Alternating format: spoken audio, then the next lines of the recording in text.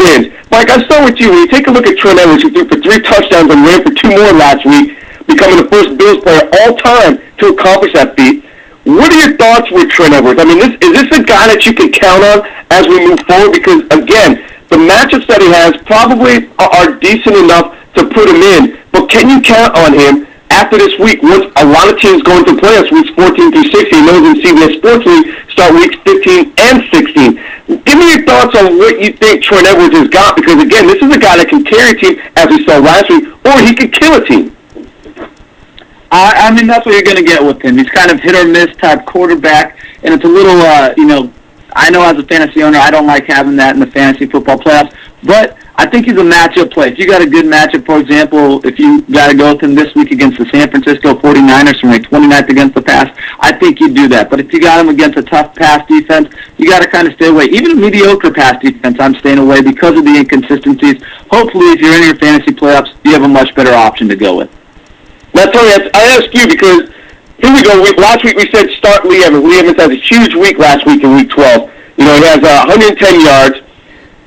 Where do we go? I mean, we got bad weather going up in Buffalo today. Is Lee Evans, in your opinion, a good start this week? Because, again, we know what it could be like in Buffalo. We know the winds are going to be swirling.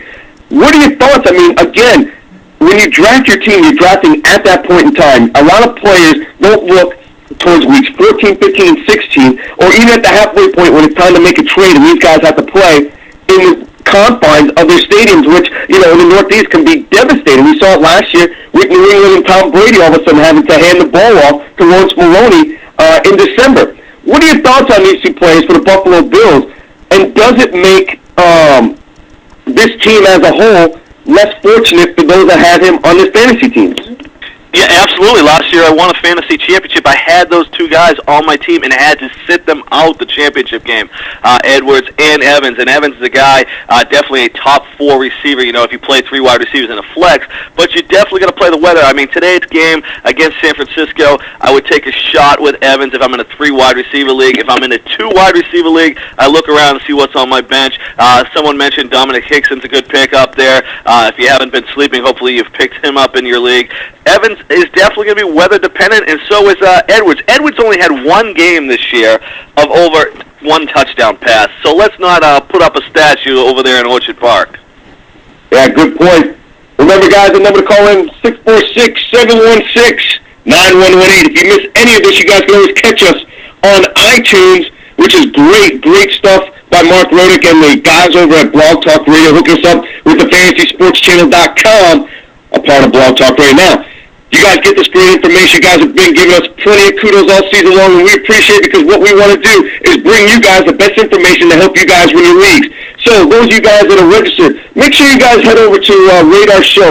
Hook us up. Let us know you love us. Give us some comments because that's what makes us go each and every week. Now, also, one of the biggest things coming January 1st of 2009, myself, Tony Sincana, Lenny Melnick, Patrick DiCaprio, forming a team to help you guys win all of 2009. Head over to FantasyPros911.com. Sign up for the newsletter. You guys get the big board each and every week, the best baseball analysis that you guys can get. Check it out, FantasyPros911.com. Now let's get right back into it, fellas, because, again, lots and lots of information.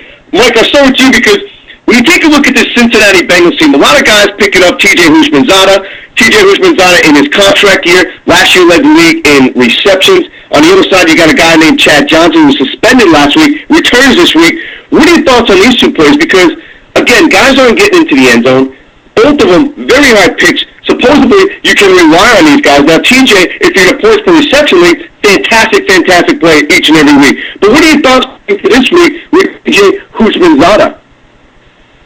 Looking at these guys this season, both T.J. Houshmandzadeh and Chad Johnson really went downhill when Carson Palmer was injured, out of the game, and Ryan Fitzpatrick came under center. I'm staying away from Hoosh this week. He's got Baltimore. It's a tough matchup. He only had 44 yards against them in the first game. These two teams played way back in week 1. And if you look at Hoosh, it's an interesting stat. He has 3 games with 20-plus fantasy points, and then the other games he has in top 6. I mean, he's just inconsistent. Kind of reminds me of Chad Johnson last year, getting all his points in bundles in 3 big games. As for Chad Johnson, I'm staying away from him. He's not the wide receiver we knew him to be. He's struggling this year. I think neither one makes for a great play this week. Stay away from both as they head into as they take on Baltimore. Great enough. Let's go right to the phone lines, guys. From the 732 area code, you are on Fantasy Ground Live with Mike, Tony, and Paul. Hey, guys. Hope you all had a good Thanksgiving. I've got a little problem.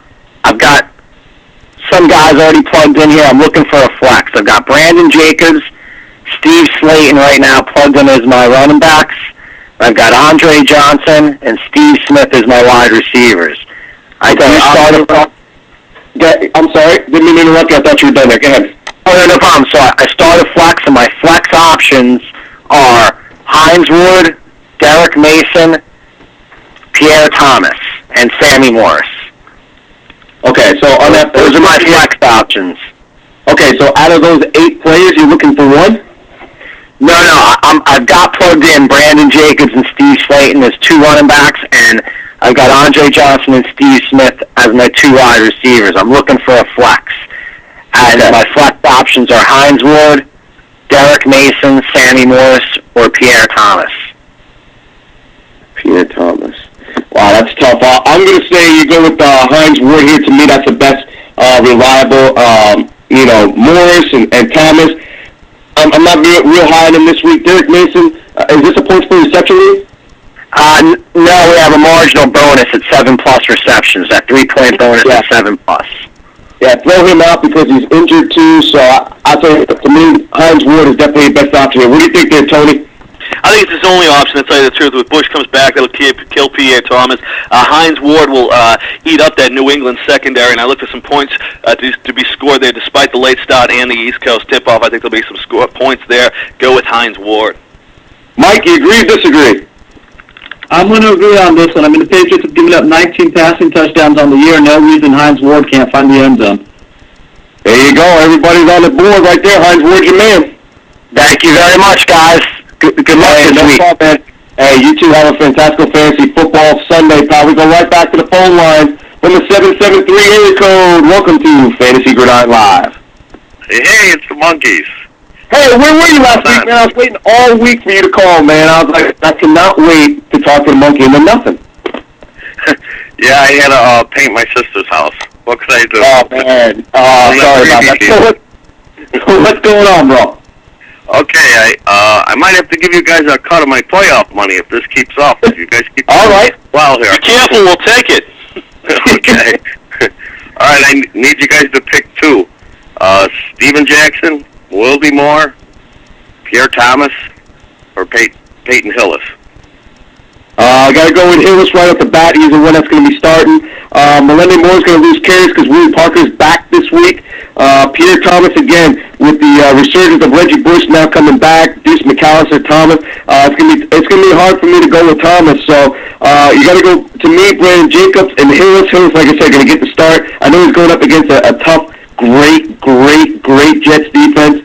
Great, let me say that one more time, Jets defense. But it's kind of hard to take the chance on the other 2 gentlemen, only because, again, Moore is going to lose some carries to Willie Parker, and Pierre Thomas is going to be losing to Reggie Bush. So I go Jacobs and Hillis. Now, if Jacobs doesn't go, I go Moore in place of Jacobs. Again, I'd watch and listen and make sure he's actually going to start. Again, I have not received anything confirming whether he's going to go or not this week. What about you, Tony?